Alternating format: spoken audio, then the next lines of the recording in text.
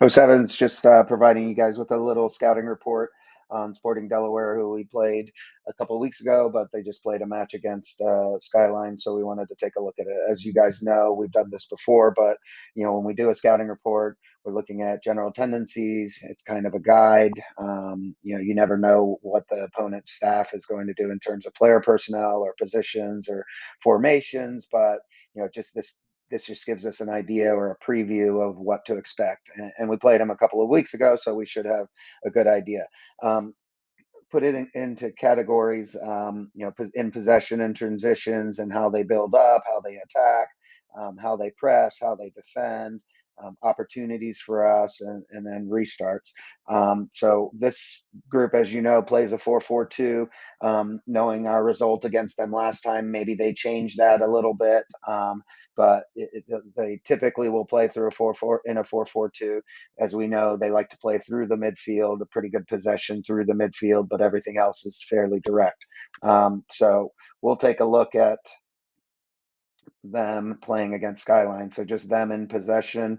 You can see that they have a lot of players that like to cheat in behind and run in behind, so in midfield, as they play the ball forward. So that their movement and shifting in the midfield is very good. Their midfielders are also good on the 1v1 dribble, um, as well as their forwards. Uh, so you can see as this player plays the ball into this gap right there, creating a place, we've got to be careful as outside backs that we don't allow them to play in behind on the turn here, but we also can't dive in, as you see there, because now there's a 2v1 in that situation there. So just being careful not to dive in, dealing with it. They put their goalkeeper under a lot of pressure there, and it happens again for a goal. Watch this right here. So as she gets by, there's a play to the ball here. So this player went there. Now this midfielder, as we saw last time we played them, she's going to get in behind. So as a midfield and outside backs, we've got to be really switched on to what type of play they're going to do through the midfield. For us, right back, Chloe, Ava, girls here, make sure you're getting tucked in once they gain possession. Just a little reminder on our side because she's a little late to get there and creates a scoring opportunity. Again, direct ball in, no challenge from them. So obviously we would be much tighter from our forwards to our back line, but it's very important that we recognize if she has this much time and space, this is their number 6, she can make us pay by playing a direct ball in. So just show it one more time. Again, she needs to be pressured. She's not pressured. She can deliver, passes like that. That could put us under some pressure.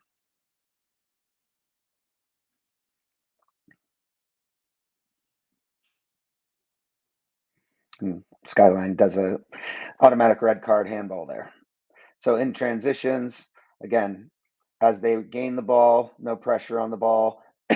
You'll look again, the big gap there, but she's going to play that direct ball in.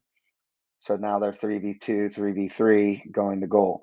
So again, denying and pressuring the midfield, not diving in against their forwards are all very important things that we discuss a lot, but we're just taking a look at them against a different opponent. Um, Dealing with the long ball.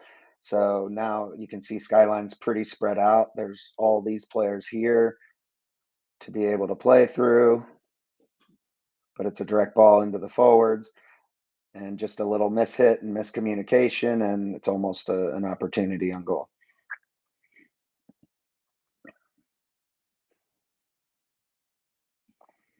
Again, watching the area here, you can see the forwards are making their runs.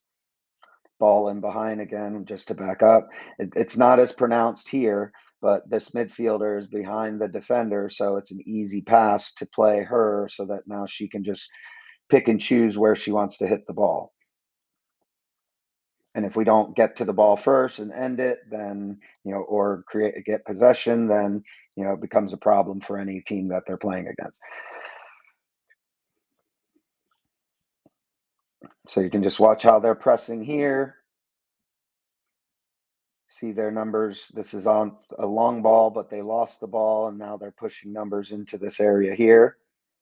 And this forward it just gets in sneaky on the back pass. So we just got to be aware that if it's successful for them, they're going to continue to try and do it.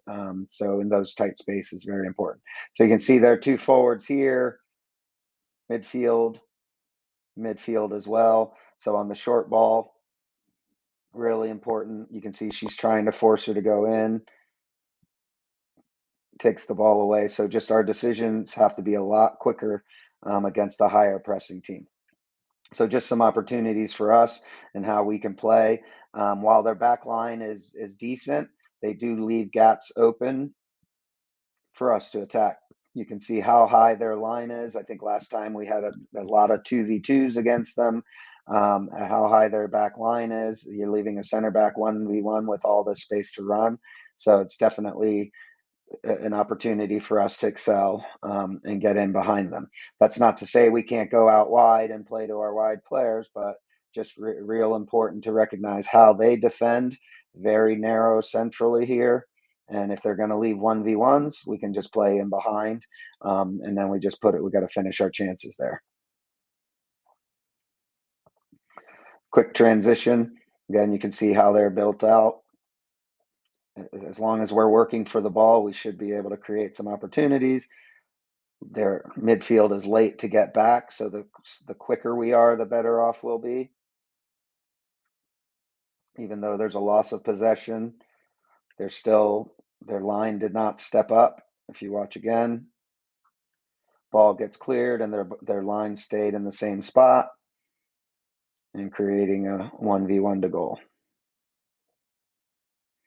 So again, pretty straightforward opportunities, similar to the last time we played them. I don't know if they'll change much. Here's a goalkeeper punt just to show us the area that her punts go to and how they're trying to win the first ball and clean up the second. Another one here, not as far. So let's assume that she's going to be hitting the ball to about the 40, in between the 40 and the 50. Another example.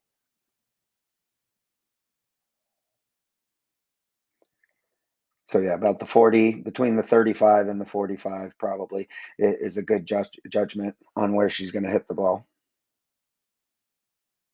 So when we do scouting report, we're just trying to find patterns and say, this happened several times.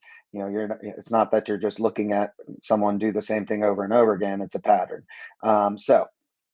Restarts. So this is their attacking corner. So I am not going to spend a lot of time on this.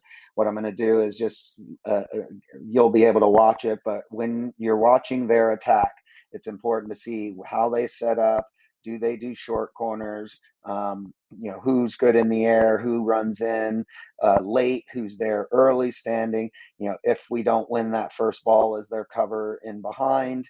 If our goalkeeper doesn't win the first ball, again, they brought someone short. Do they actually play it or do they serve the ball in? And what do their numbers look like? And then on the other side of it, when you're watching Skyline take their corners or free kicks, how is Sporting Delaware set up? How is Black set up to defend it?